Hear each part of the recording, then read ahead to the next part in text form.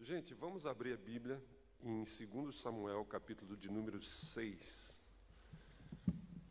2 Samuel, capítulo de número 6. Fica no Velho Testamento. 2 Samuel fica depois de 1 Samuel e antes de 1 Reis. Fica entre 1 Samuel e 1 Reis, o 2 Samuel. Capítulo de número 6. É uma passagem, um texto bíblico muito interessante. E eu estava meditando a Deus o que compartilhar. Já falei algumas vezes a respeito desse texto, mas existe necessidade de tempos em tempos nós estamos reafirmando valores, estamos reafirmando princípios. Ontem, quando tivemos o nosso sábado da liderança, eu conversando com os homens e mulheres que Deus tem levantado nessa igreja como líderes, falei da grande realidade de sermos igreja hoje. Existe uma confusão muito grande na cabeça de muitas pessoas entre estar igrejado e ser igreja. Estar igrejado é quando você se associa a um grupo de pessoas, você se associa a um programa, você simplesmente não compreendeu, não se identificou verdadeiramente com Jesus Cristo. E isso tem sido talvez o mal do nosso século. O nosso país tem crescido assustadoramente o número de pessoas que se dizem cristãos, se dizem evangélicos, se dizem crentes, até traficante hoje é crente. A grande verdade é que isso tem levado um grande número de pessoas a se tornarem igrejados. Por isso eu gostaria que você percebesse a realidade desse texto que nós vamos ler. 2 Samuel, capítulo de número 6, do verso 1, vamos ler até o verso 15, diz assim: Tornou Davi a juntar todos os escolhidos de Israel, em número de 30.000. Dispôs-se, e com todo o povo que tinha consigo, partiu para Baalá de Judá, para levarem de lá para cima a arca de Deus, sobre a qual se invoca o nome do Senhor dos Exércitos, que se assenta acima dos querubins. Puseram a arca de Deus num carro novo, e a levaram da casa de Abinadab, que estava no outeiro. E Uzá e Aiô, filhos de Abinadab, guiavam o carro novo. Levaram-no com a arca de Deus da casa de Abinadab, que estava no outeiro, e Aiô ia diante da arca. Davi e toda a casa de Israel alegravam-se perante o Senhor, com toda a sorte de instrumentos de pau de faia, com harpas, com saltérios, com tamboris, com pandeiros e com símbolos. Quando chegaram à eira de Nacon, estendeu Uzá a mão à arca de Deus e a segurou, porque os bois tropeçaram. Então a ira do Senhor se acendeu contra Uzá, e Deus o feriu ali por esta irreverência, e morreu ali junto à arca de Deus. Desgostou-se Davi, porque o Senhor irrompera contra Uzá, e chamou aquele lugar Pérez-Uzá, até ao dia de hoje. Temeu Davi ao Senhor naquele dia e disse: Como virá a minha arca do Senhor? E não quis Davi retirar para junto de si a arca do Senhor, para a cidade de Davi, mas a fez levar à casa de Obed-edom o Giteu. Ficou a arca do Senhor em casa de Obed-edom o Giteu 3 meses, e o Senhor o abençoou, e a toda a sua casa. Então avisaram a Davi, dizendo: O Senhor abençoou a casa de Obed-edom e tudo quanto tem, por amor da arca de Deus. Foi, pois, Davi, e com alegria fez subir a arca de Deus da casa de Obed-edom à cidade de Davi. Sucedeu que, quando os que levavam a arca do Senhor tinham dado 6 passos, sacrificava ele bois e carneiros cevados. Davi dançava com todas as suas forças diante do Senhor, e estava cingido de uma estola sacerdotal de linho. Assim, Davi, com todo o Israel, fez subir a arca do Senhor com júbilo e ao som de trombetas. Amém. Talvez você não tenha familiaridade com esse texto, talvez você nunca tenha lido esse texto, mas a gente sabe que a arca de Deus, a arca da aliança, era uma caixa feita de madeira de acácia revestida de ouro, tanto por fora quanto por dentro. Segundo as medidas bíblicas, ela tinha aproximadamente uns 70 centímetros de largura, talvez 1 metro de comprimento, os querubins. A gente já viu isso muito em filmes. A Igreja Universal do Reino de Deus Inclusive, agora no Templo de Salomão, eles têm uma réplica em tamanho maior da Arca dos Querubins, feita em ouro, também no Templo de Salomão. Então, ele é vamos dizer assim, dos artefatos, das construções religiosas, assim, voltadas para a religião, para o místico, mais famosas no mundo, a Arca da Aliança de Israel. Foi estabelecida pelo próprio Deus, e a Bíblia diz que a presença do Senhor se manifestava entre os dois querubins, de uma forma visível, de uma forma tangente. Então, a arca representava a presença de Deus.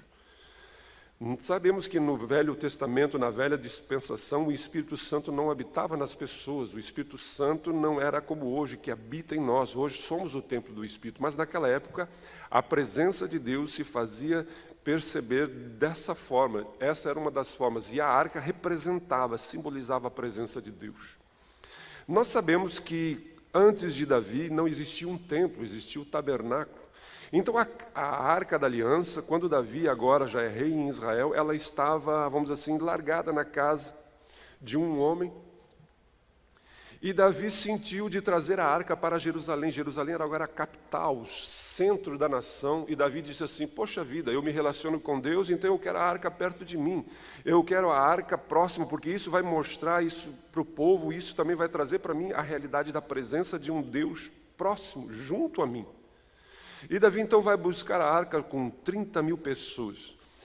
E o texto nos diz que foi um cortejo muito bonito. Você imagina 30 mil pessoas, nós fizemos uma marcha para Jesus aqui, botamos 6 mil, 7 mil pessoas, todo mundo tocando, apitando, é legal, é bacana. Agora vocês imaginam 30 mil pessoas dançando, cantando, um carro de bois, aquela arca na presença do Senhor, Davi vestido com uma estola sacerdotal.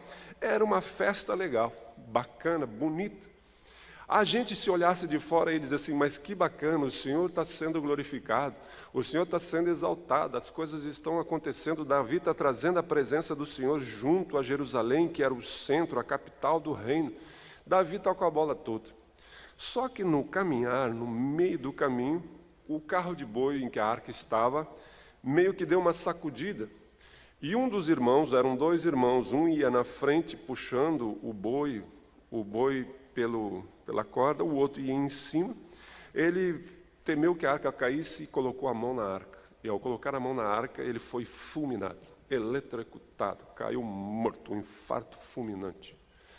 No mesmo momento em que todo mundo estava feliz, aconteceu a tragédia, mudou de uma hora para outra.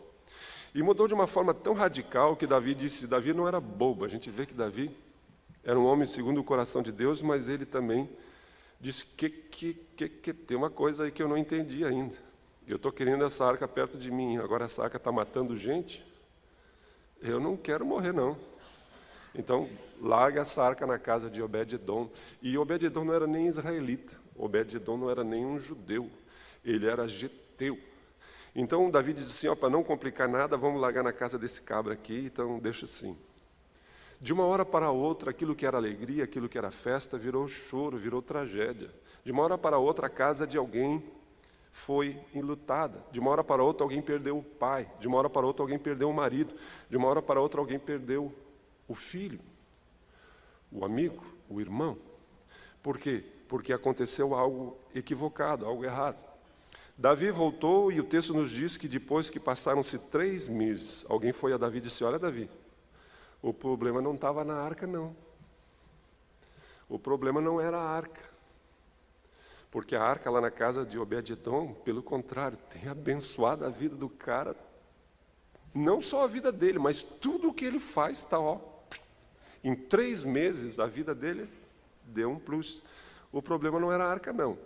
Como eu disse para vocês, Davi não era bobo. Davi disse, se o problema não era a arca, o que foi feito de errado? E o texto nos diz que Davi fez uma segunda procissão, fez uma segunda carreata, uma segunda passeata, e dessa vez deu tudo certo. E a arca de Deus veio e se estabeleceu então em Jerusalém. O que eu quero que nós aprendamos nessa manhã? Gente, a grande verdade é que existem hoje uma tendência muito grande de nós estarmos nessas procissões, nessas caminhadas, nós estamos em meio à multidão, nós estamos andando, E a gente até tem um referencial. Temos até a arca, está com a gente. Mas eu quero dizer para vocês que isso não é suficiente. Como falei, é possível você viver a sua vida toda igrejado e não ser igreja. É possível eu e você estarmos caminhando próximos da arca, no meio de uma multidão. A gente pode até estar tocando, cantando, sendo a coisa mais legal, mas alguma coisa não está certa. É essa minha oração, essa tem sido a minha oração, porque eu, como pastor, eu percebo que existem hoje muitas pessoas que estão caminhando conosco, muitas pessoas que estão andando conosco e não entenderam essa verdade, que é possível você estar no caminho certo, seguindo a arca certa, mas você estar de uma maneira equivocada. Por que esse homem, Ussá, morreu? Eu digo a vocês que Davi deve ter se sentido culpado, porque o culpado desse negócio todo aqui foi Davi. Davi proporcionou a morte desse homem. A gente começa a perceber que Davi teve as melhores das boas intenções, mas ele se deixou levar pela uma maneira equivocada de lidar com Deus e de andar com Deus. A maneira como Davi conduziu a arca não era a maneira que Deus havia estabelecido. Ele usou a mesma maneira que, se você ler lá em 1 Samuel capítulo 6, foi a mesma maneira que os filisteus um dia tinham roubado a arca, e quando os filisteus roubaram a arca na guerra em que a gente sabe que Israel foi vergonhosamente derrotado, eles roubaram a arca e agora a arca começou a dar problema para eles, eles devolveram a arca para Israel, de uma forma que foi os seus sábios, os seus magos que disseram como eles deveriam devolver a arca. Davi, em vez de buscar na lei de Deus, Davi, em vez de buscar da maneira que Deus havia estabelecido como se deveria conduzir a arca, ele decidiu colocar a arca em um carro novo de boi. Ele decidiu colocar a arca em uma carreta, da mesma maneira que os filisteus haviam feito. Só que a maneira que os filisteus fizeram, a maneira de carregar a arca, até existe aquele texto que diz que os sábios, os magos, os filisteus disseram aos reis filisteus: coloquem a arca dentro de um carro de boi novo, nunca usado, peguem 2 vacas. Vocês sabem que nunca ninguém bota a vaca a puxar carro de boi. Mas eles estavam dizendo assim: coloquem 2 vacas que tenham cria. Porque uma vaca que tem cria, quando você deixa ela sozinha, a tendência dela é voltar para onde ficou a sua cria. Então os sábios, os filisteus, disseram assim: coloquem a arca em um carro novo, peguem 2 vacas que não estão acostumadas a puxar um carro, uma carreta, que tenham cria, e botem ela na estrada. Se realmente o que está acontecendo conosco veio do Deus de Israel, essas vacas vão ir diretamente até Israel e vão parar lá na terra de Israel. E o texto nos diz, se você leia isso em casa, 1 Samuel 6, que as vacas foram andando e berrando, gemendo, mas foram andando e só pararam quando chegaram em Israel. Até as vacas, me perdoem, até as vacas sabiam o que tinham que fazer. E tem muito crente que não sabe o que fazer. Até as vacas andaram sem tropeçar. Até as vacas sabiam o caminho. Mas tem muito crente hoje que continua vivendo do jeito dos filisteus. Por isso, essa passagem nos traz alguns princípios que eu gostaria que você percebesse, que nós nos atêssemos. Porque, gente, nós somos hoje influenciados pela cultura do nosso mundo. Nós não temos como fugir da nossa época, da nossa geração. Eu tenho 52 anos, eu fiz parte do finalzinho do avivamento na igreja no Brasil, década de 60, eu nasci em 61, mas ali de 61 até 70 foi um momento de avivamento no Brasil tremendo. Eu peguei um pouco disso quando era menino, depois quando era adolescente, eu vivenciei muitas coisas. Mas eu digo para vocês que hoje, a geração que nós vivemos, existe um grande número de evangélicos, de pessoas na igreja. Até mesmo nós estamos fazendo 2 cultos porque estamos com mais de 900 pessoas na igreja. Mas agora nós temos consciência que existem muitas pessoas que ainda não discerniram e são igrejados. Ainda não tiveram consciência de ser igreja. E o meu receio, eu não quero ser como Davi. Eu não quero levar sobre os meus ombros a responsabilidade de pessoas estarem brincando de igreja e eu não dizer para eles que isso está errado. Eu quero ter a minha consciência tranquila diante de Deus que eu ensinei toda a verdade, que eu não compactuei com o pecado, que eu não tertege com as coisas equivocadas. Pelo contrário, eu quero que você entenda que Deus continua sendo o mesmo. E você pode pensar, às vezes, que seguindo a arca da maneira dos filisteus, da maneira do mundo, da maneira forma, está tudo muito bem. Mas eu digo uma coisa para você, vai chegar a hora de tropeçar. Até o momento que o carro de boi passou num buraco e sacudiu, nós não sabíamos a diferença dessas 2 procissões, eram exatamente iguais. A arca, música, todo mundo feliz, todo mundo alegre, todo mundo indo para Jerusalém, até o momento que os bois tropeçaram, que houve a sacudida, era tudo igual. Então hoje a gente olha e a gente percebe, parece que está tudo bem, está tudo magiclique, está tudo legal, mas eu quero ver na hora do aperto, na hora que as coisas balançarem, nas horas que as coisas sacudirem, e talvez não sacudam, talvez não balancem agora, mas balancem no dia que nós saímos dessa e tivemos que encarar Deus. Porque às vezes, gente, nós estamos tão envolvidos com esse sistema do mundo, que parece que Jesus não vai voltar mais. Que parece que Jesus voltar à sua igreja é coisa que nem se fala mais, que Jesus não vai arrebatar o seu povo, um povo santo, um povo zeloso, um povo que permanece fiel. Parece até que o Senhor não vai colocar esse mundo, esse sistema debaixo do fogo. Parece que vida eterna e céu e inferno é uma coisinha, uma lorota. Gente, o inferno continua sendo uma realidade. O inferno continua sendo uma verdade. A volta de Jesus pode ser hoje, pode ser amanhã. Mas nós estamos andando na presença de Deus como os filisteus. Nós estamos caminhando da maneira como o mundo estabelece. Por isso eu quero que eu e você, nessa manhã, que é manhã de ceia do Senhor, o texto diz, examine-se, pois, a cada um a si mesmo. A minha obrigação como pastor, o meu dever como pastor é abrir essa palavra e dizer para vocês as verdades de Deus. E quando eu faço isso, eu fiz o que eu tinha que fazer, mas agora você conhece o seu deitar e o seu levantar. Você sabe onde você tem andado. Você sabe como está a sua alma. Você sabe o que você está fazendo no escondido. Você sabe qual é o nível de envolvimento sério que você tem com o Senhor.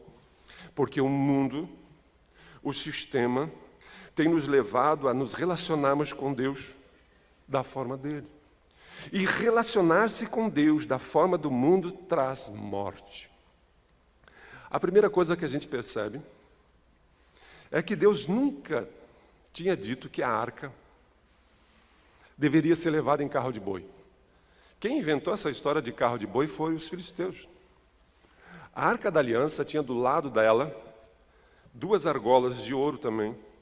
E Deus mandou fazer um varal, uma madeira comprida de acácia também, revestida de ouro. E a arca deveria ser carregada sempre nos ombros dos sacerdotes levitas. Nem era qualquer pessoa. Nem o rei, nem profeta, deveriam ser os levitas sacerdotes consagrados. Então a arca deveria ser colocada do lado dela, tinha 2 argolas, aonde passava um bastão, e isso era colocada no ombro do sacerdote. Mas por que botaram num carro de boi? Ainda hoje existe essa tendência de nós quisermos fazer as coisas com o menor esforço possível. Existia no Chaves um personagem que dizia, eu faço isso para evitar a fadiga. Seu Miltinho, Jaiminho, Nada a ver com o nosso Jaime. A Jairinha, eu já falei Jaiminha, mas é Jairinho. A grande verdade é que existe crente que ele quer caminhar com Deus, mas ele quer evitar qualquer tipo de esforço. Ele não quer sujar as mãos no caminhar com Deus. Então, se for possível achar alguém para carregar a arca do meu lado, se eu conseguir achar alguém que faça jejum por mim, se eu conseguir achar alguém que ore por mim a semana toda, das 6 às 7 da manhã, eu escrevo o nome da pessoa e mando orar. Se tiver alguém que leia a Bíblia para mim e me ensine a Bíblia, eu nem preciso ler a Bíblia, sabe? Para que me esforçar? O negócio é eu achar um grupo que faça as coisas. A lei do menor esforço. Mas Jesus nos diz que segui-lo seria negar-se a si mesmo, tomar a cruz a cada dia e segui-lo. Gente, nós precisamos entender que eu e você, enquanto estivermos vivos e neste mundo, estaremos tendo que nos esforçar contra a nossa natureza, a minha natureza. E também contra tudo no mundo que conspira para que eu me envolva com as coisas de Deus. Porque, do contrário, eu vou ser um mero espectador. Nós estamos aqui falando de um devocional, eu nem vou perguntar quantas pessoas leram um devocional essa semana, eu nem vou perguntar quantas pessoas leram a Bíblia essa semana, eu nem vou perguntar quantos minutos você orou essa semana, eu não vou perguntar quanto você se esforçou, você abriu mão de alguma coisa para edificar a sua vida. Eu não estou nem falando para os outros, estou falando para você mesmo.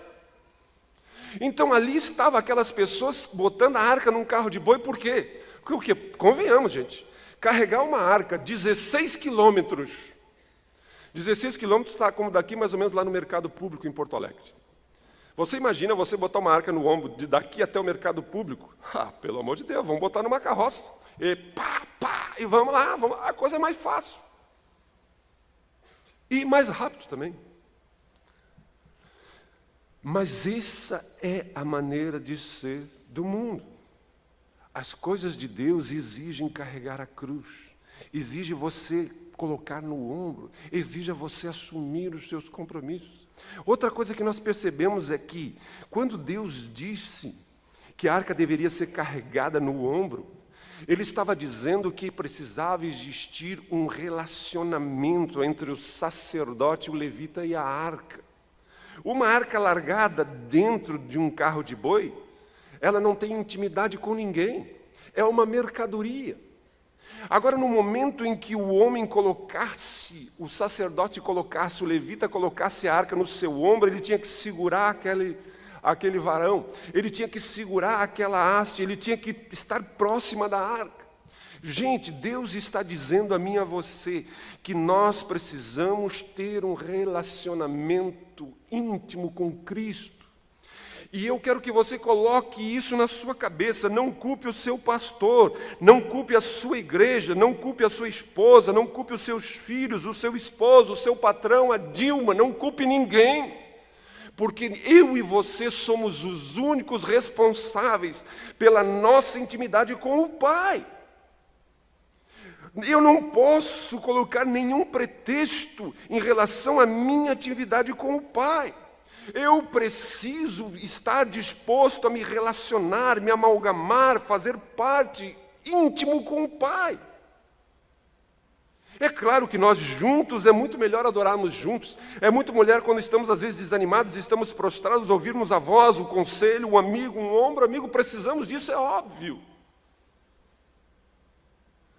Mas Jesus, quando libertou o gadareno, vocês conhecem a história do gadareno, né? O endemoniado é aquele que tinha uma legião, 6.000 demônios nele. Quando Jesus o libertou, e os demônios foram para uma manada de porcos, os porqueiros, as pessoas da região disseram: "Te some daqui, Jesus, não queremos saber de ti." Jesus entrou no barco para voltar. E quando Jesus entrou no barco, o gadareno entrou no barco. Jesus disse: "Não, desce."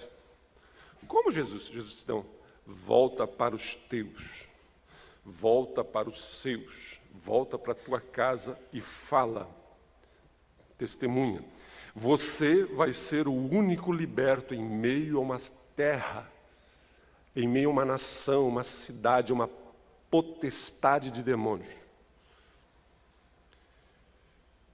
Meu Deus, Jesus larga um cara sozinho. Meu Deus, não tinha ninguém para discipular ele. Ele não tinha um pastor para orar por ele. Ele não tinha um irmão, ele não tinha nada. Jesus larga ele sozinho. Ele não estava sozinho.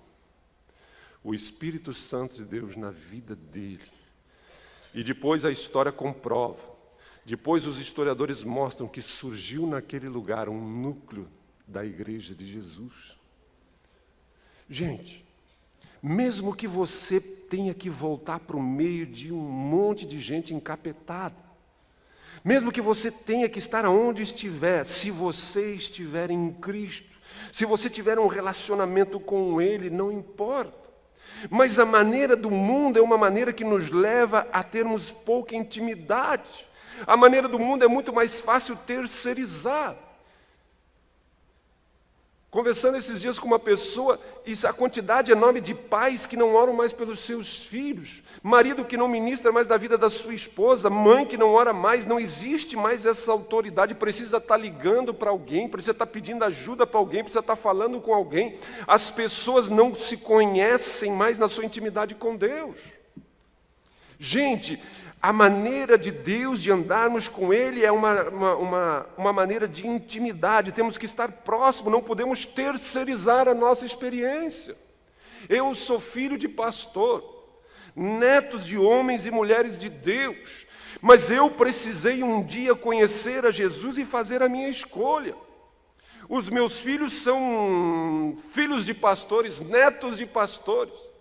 Mas eles precisaram chegar num momento da sua vida que eles precisaram fazer uma escolha na sua vida. Nós precisamos entender que Deus não nos quer distante, terceirizando. Precisamos ter a nossa intimidade com Deus. Deus quer que eu e você nos esforcemos em carregar a nossa cruz, que nos aproximemos. Mas é fundamental uma outra coisa que eu quero que vocês percebam. Por que Davi quis levar a arca para Israel? Ele queria a presença de Deus junto dele. Ele queria a bênção do Senhor. Ele queria o favor do Senhor. Ele queria que Deus abençoasse o seu reino, abençoasse a sua casa, abençoasse as suas decisões, abençoasse a cidade. Gente, isso é bom, isso é tremendo, isso é legal. Mas a maneira como ele fez estava errada. Hoje, nós vivemos essa mesma realidade. Os fins justificam os meios. Existem pessoas que estão simplesmente achando que terem boas intenções vale. Mas Deus conhece meu coração, eu tinha uma boa intenção, eu estava querendo dar o dízimo quando eu joguei na loteria. Eu queria dar o meu dízimo quando eu estava fazendo falcatrua lá na minha empresa, não pagando imposto, porque daí eu vou ganhar mais e eu vou poder ajudar o missionário. Deus sabe que eu quero ter uma família abençoada e essa minha mulher é muito incrédula, por isso que eu estou deixando ela e vou casar com uma mais de Deus, mais ungida. Gente, o que tem de gente achando que os fins justificam os meios? O que tem de meninas namorando ímpios, meninos que não são de Deus, achando, não, eu vou ganhar ele para Jesus, de meninos namorando gente. O que tem de gente vivendo uma ética totalmente equivocada, gente construindo relacionamentos em cima de mentira, em cima de avareza, em cima de desonestidade, mau caratismo, o que existe de pessoas vivendo a sua vida totalmente de perna para o ar. Mas achando que se estiverem na igreja, estiverem fazendo a boa intenção, vai valer, não tem valor nenhum. Deus estabeleceu para nós um caminho e Ele diz que eu e você precisamos andar em obediência. Davi poderia ter as melhores boas intenções do mundo, mas estava desobedecendo a Deus. Eu ainda essa semana estava lendo a passagem de Moisés, quando ele, em vez de falar a pedra, ele bateu na pedra. Gente, quando tu lê um negócio daquele, e Deus disse para ele assim, Moisés, quer dizer para ti que você não vai entrar na terra, não. Você vai subir lá no Monte Nebo, vai olhar para a terra e vai morrer lá. Mas por que, Deus? 40 anos aturando esse povinho. 40 anos no deserto cuidando das ovelhas do meu sogro. 40 anos, e agora chega na hora de entrar, não vou ver, não vou entrar não. Porque eu disse para você falar a pedra, e você bateu na pedra, e você estava com raiva do povo. O povo te encheu a cabeça, e tu pegou e desceu-lhe o cacete na pedra. Gente, nós precisamos entender que hoje, nós estamos saturados de pessoas que têm desculpa para todas as suas práticas. Pessoas que têm uma racionalização de toda a sua maneira de ser. E ao mesmo tempo dão uma roupagem de coisa boa, coisa de Deus.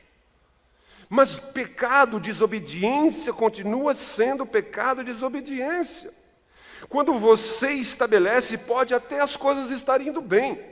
Você pode até dizer assim, não, mas Deus tem me abençoado, as coisas estão indo muito bem lá em casa, os filhinhos estão gordinhos, as mulheres estão felizes, as coisas estão legando, Deus até está nos abençoando. Será? Porque eu vou dizer uma coisa para você. Às vezes a bênção material é a maior maldição na nossa vida. Sabia? Porque quando tudo vai muito bem, a gente não para se examinar. Quando parece que tudo dá certo. Gente, Davi carregou a arca de uma maneira equivocada. Porque ele simplesmente não quis fazer as coisas do modo de Deus. Ele não quis se submeter à vontade de Deus, ele tinha até uma boa intenção. Alguém vai dizer, mas ele não sabia, ele era rei. Ele tinha acesso à palavra de Deus, à lei, ele tinha os sacerdotes junto a ele. Eles tinham explicado, ele saberia como. Por que depois ele fez da maneira correta? Porque, na verdade, ele se deixou levar pelos fins, justifica o meio. Ele queria uma coisa mais rápida, ele queria uma coisa mais imediata. Existem muitas pessoas que estão buscando o imediatismo. Existem muitos atalhos por aí, gente. Existem muitos atalhos por aí. Existem muitas pessoas que não conseguem perseverar. Existem muitas pessoas que, no primeira dificuldade, já estão pulando fora. Existem pessoas que as suas convicções, as suas fés não duram 15 minutos de pressão. As suas convicções não duram um assédio sexual. As suas convicções não duram um bom negócio ilícito que você vai levar vantagem. As suas convicções não duram uma irritação no trânsito que você não manda para cá e para lá. As suas convicções não duram nada, porque estão sendo levados pela cultura imediatista que vai contra tudo que é perseverar, que vai tudo contra aquilo que você precisa deliberadamente construir. E de carro, de boi, é muito mais rápido que de a pé. O texto diz que depois, quando eles fizeram da maneira certa, a cada 6 passos eles paravam e sacrificavam. Gente, quantas horas essa gente levou? Não sei se levaram o dia todo para caminhar 16 quilômetros, mas eles caminharam e não houve morte. Então, por isso eu digo a você, como estamos caminhando na nossa vida como igreja? Como eu e você estamos vivendo a nossa vida? Como eu e você estamos andando na presença de Deus? Porque seguir uma multidão, seguir uma arca, ter muita festa muito bacana, dura até o momento em que houver o tropeço, até o momento que houver a grande sacudida, até o momento em que o machado, diz a Bíblia, foi colocado no pé da árvore. Dura, gente, enquanto você está lidando com o Gilberto, dura enquanto você está lidando com pessoas, mas não dura diante de Deus que conhece o nosso coração. Não dura diante de um Deus que conhece a nossa intimidade e não brinca com a sua santidade, não brinca com os seus valores, não abre mão. É amor, mas ele é justiça. Foi isso que indignou Davi. Davi disse, poxa vida, Deus, nós estou querendo melhor, estou querendo bênção, estou querendo abençoar o povo, estou querendo mostrar para eles que tu é Deus e tu faz uma coisa dessa. E vamos ser sinceros, Deus estragou a festa. Deus estragou toda a festa. Mas Deus não pode abençoar Deus não pode fazer vista grossa àquilo que Ele mesmo estabeleceu. Por isso eu desafio você, nessa manhã, a examinar-se a si mesmo. Meus queridos, nós precisamos ver se nós não estamos vivendo a lei do menor esforço. Se nós não estamos deixando simplesmente de carregarmos a nossa cruz. Só queremos aquilo que nos faz feliz. Só queremos aquilo que nos faz bem. Só queremos aquilo que não exige nada de nós. Quando eu e você estamos simplesmente distantes, estamos terceirizando a intimidade espiritual. Estamos terceirizando a nossa vida com Deus. Estamos culpando outras pessoas de não termos aquilo que deveríamos ter. Será que eu e você não estamos deixando que a filosofia de que os fins justificam os meios roube de nós a nossa integridade, a nossa coerência, a nossa vida com Deus? Será que verdadeiramente estamos sendo coerentes? Será que a nossa vida de obediência a Deus, baseada num relacionamento com eles, está falando mais sério? Ou nós estamos apenas querendo a bênção de Deus? O que tem de crente hoje, igrejados, que se Deus não resolver o negócio dele, na hora que Ele quer, do jeito que Ele quer, no tempo que Ele quer, Ele acende até uma vela para o chucaveiro se for preciso, mas Ele quer que resolva o negócio dele. Deus está demorando demais para fazer o negócio, então vamos resolver. Gente, o imediatismo, o ver para crer, em vez da confiança. Por isso eu desafio você nessa manhã a fazer uma reflexão. Como você tem andado diante de Deus? E eu vou ser bem honesto para você. Pode estar tudo muito bem. Quem olhar de fora vai dizer que só tem festa, alegria, está caminhando. Mas um dia, os bois vão tropeçar. Talvez esse dia seja o dia, meus irmãos, que nós vamos acordar e vamos ver que o nosso filho não conhece a Jesus. Que o nosso filho quer distância de Jesus, porque nós não fomos um pai comprometido. O grande índice de filhos de crente que abominam a Deus, que não querem nada com Deus e com a sua obra, é assustador. Se você for, às vezes até a gente assiste na TV, esses dias eu vi, prendendo lá numa favela no Rio de Janeiro, um jovem chamado Jonatas. Convenhamos, quem é que bota o nome de filho de Jonatas? Alguém que conhece a Bíblia. Então você vê pelos nomes assim um monte de gente, mas você percebe que houve o quê? Existem muitos pais e muitas mães que não têm assumido a sua responsabilidade como sacerdotes do seu lar, da sua casa. Não têm vivido verdadeiramente uma intimidade com o Pai. Eles estão seguindo um cortejo, mas estão seguindo do seu jeito, da sua maneira. Muitas pessoas que vivem uma dualidade. Eles na igreja, no cortejo, eles são uma coisa, em casa eles são outra.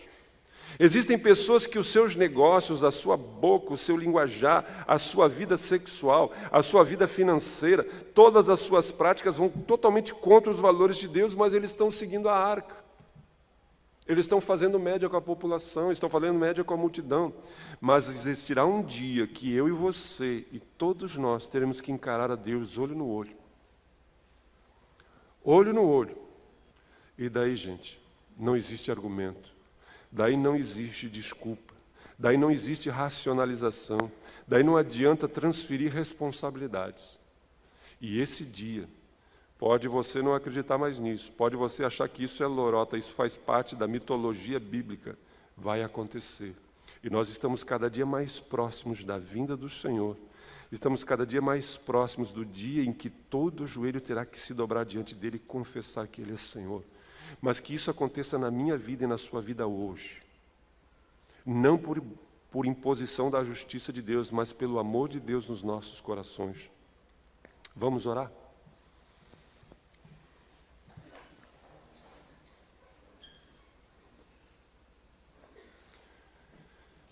Pai, nós reconhecemos que muitas vezes somos influenciados. Nós reconhecemos que a nossa cabeça, os nossos pensamentos são muitas vezes, Senhor Jesus, influenciados pela maneira de pensar que não é de Deus. Existe hoje, Senhor, dentro de nós uma relativização. Existe diante de nós hoje, Senhor, uma supervalorização de que Deus é amor e que tudo vai se acertar, Ele é bonzinho, que Ele é, na verdade, um baita de um bonachão. É como aqueles vovôs, aqueles avós que permitem que os netos façam tudo e só riem. Mas Deus não é neto, não é vô, Deus é pai. E o pai quer que os seus filhos vivam os seus princípios, porque os seus princípios trazem vida. E aqui estamos nós diante de Ti como igreja, reconhecendo, Pai, que precisamos que o Senhor nos dê graça. Porque muitas vezes é mais fácil seguir o atalho. É muito mais fácil, Pai, seguirmos, Senhor Jesus, os caminhos, os pensamentos, as ideias que não são as Tuas.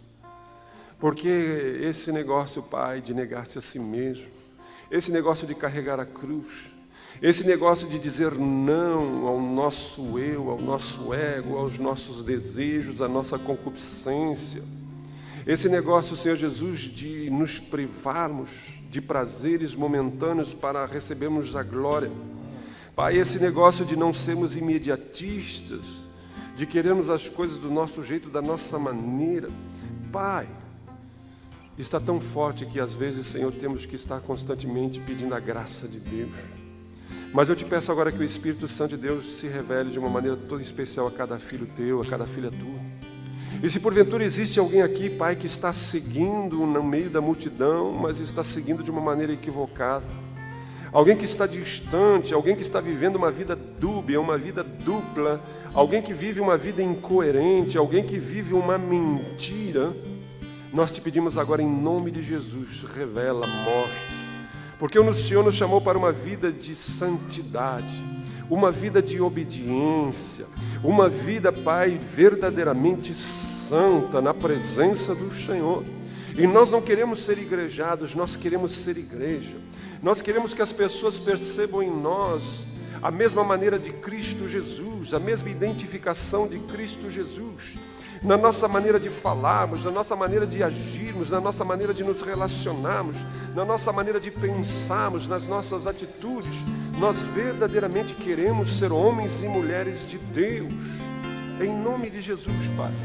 E nesse momento que vamos estar celebrando a ceia do Senhor, eu te peço, em nome de Jesus, fala a cada coração, para que verdadeiramente cada um de nós possamos sair deste lugar na consciência de que não estamos seguindo uma procissão, mas nós estamos envolvidos com o Deus vivo, aleluia. Nós estamos, Senhor, verdadeiramente nos relacionando de uma forma íntima com Deus, e que possamos fazer com que os nossos lares, as nossas vidas, sejam um reflexo dessa caminhada com o Pai, em nome de Jesus. Se você está aqui hoje conosco e você não é membro da Igreja Filadélfia, se você não conhece, não entende, a ceia do Senhor foi estabelecida com Jesus para os seus discípulos. É algo da família. Inclusive ele disse que nós precisamos entender que a ceia é algo que é feita na intimidade. Então, se você ainda não entregou a sua vida a Jesus Cristo como Senhor e Salvador, se você não foi batizado, como diz a Bíblia, em nome do Pai, do Filho e do Espírito Santo por imersão, nós recomendamos que você não participe. Mas se você quiser participar, também não tem problema nenhum. Mas nós entendemos que isso é uma prática para aqueles que já assumiram outros compromissos com o Senhor. Porque a Bíblia diz, examine-se cada um a si mesmo. E que nós possamos nessa manhã estarmos conscientes dessa verdade. Pai, nós queremos agora colocar diante de Ti esse pão que representa, que simboliza o corpo do Senhor. E nós te pedimos agora, Senhor, que cada um dos Teus filhos e das Tuas filhas, que cada um de nós, quando participarmos, comemos esse pão, bebemos esse vinho, possamos verdadeiramente termos consciência que Tu nos chama a uma vida de intimidade contigo. Tu realmente nos chama para sermos amigos Teus, vivemos em obediência à Tua palavra. Então dai-nos a Tua graça. É o que nós te pedimos para a honra e glória do Teu nome, Jesus.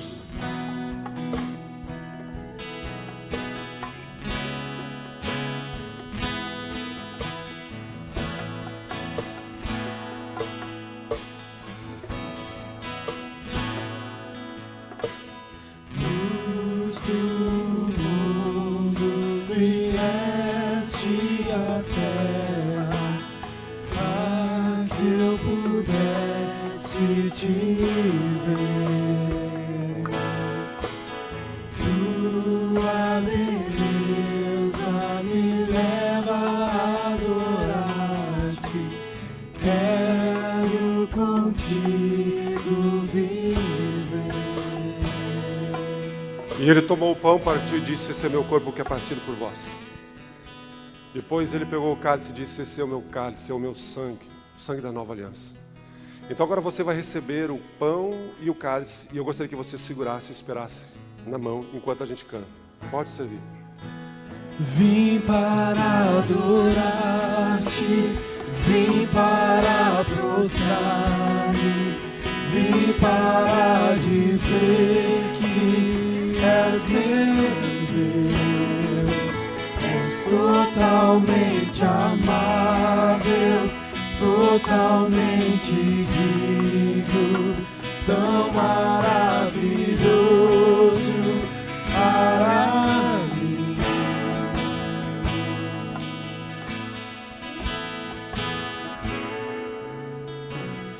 Eterno Rei, exaltado nas alturas, glorioso no céu. Humilde viestes à terra que criaste, por amor pobre se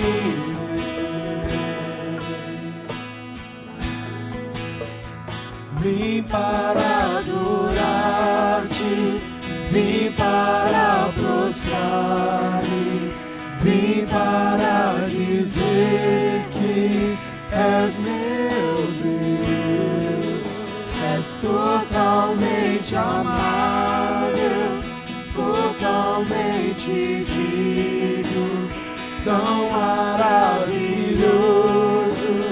para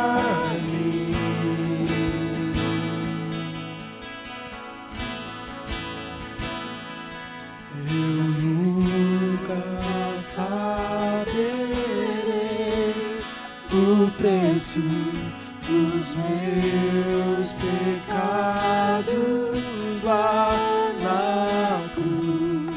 Eu nunca saberei o preço dos meus pecados lá na cruz. Vim para adorar-te, vim para prostrar-me, vim para dizer-te, és meu Deus. És totalmente amável, totalmente digno, tão maravilhoso para mim. Vim para adorar-te, vim para prostrar-me, vim para dizer que és meu Deus. És totalmente amável, totalmente digno, tão maravilhoso para mim.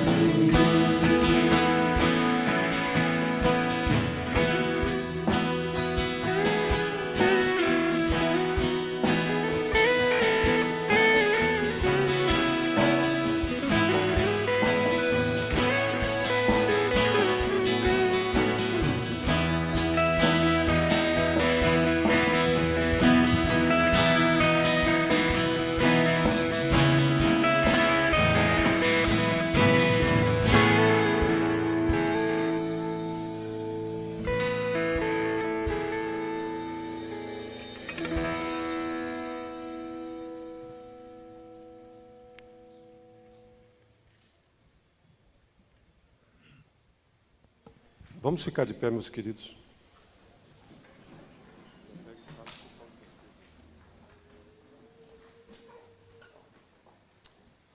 Aleluia. Feche seus olhos.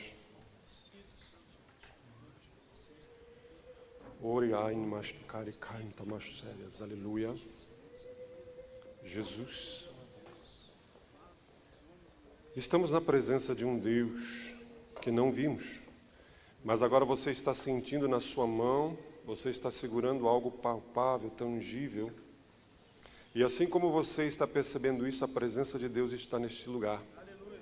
Nós estamos caminhando na presença de um Deus e nós não queremos apenas um Deus para nos abençoar, um Deus para guardar a nossa casa, mas nós queremos um Senhor na nossa vida, em nome de Jesus. E agora nós nos colocamos diante do Senhor e Ele diz que se houver alguma coisa que precisa ser consertada, essa é a hora entre você e Deus.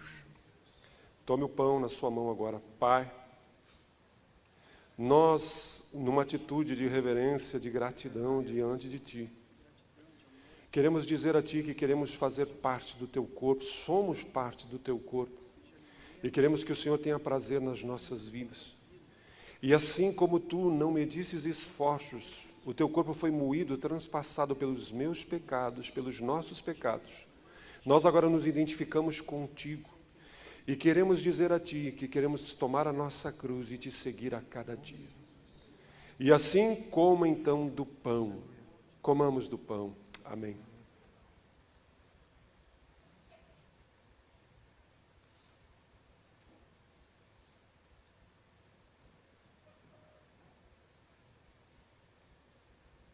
Pai,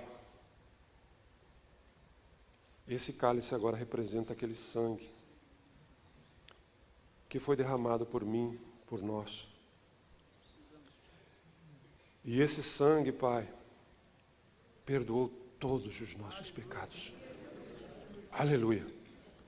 Então não permita agora que o diabo acuse os teus filhos, porque a Bíblia diz que Deus resiste aos soberbos, mas aos humildes concede a sua graça.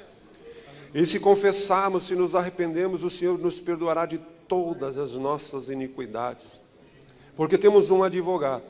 Então agora que ao tomarmos esse cálice, tomamos na consciência de que em Cristo nós temos um novo recomeço. E nós decidimos andar na Tua presença. Beba agora o cálice no nome do Senhor.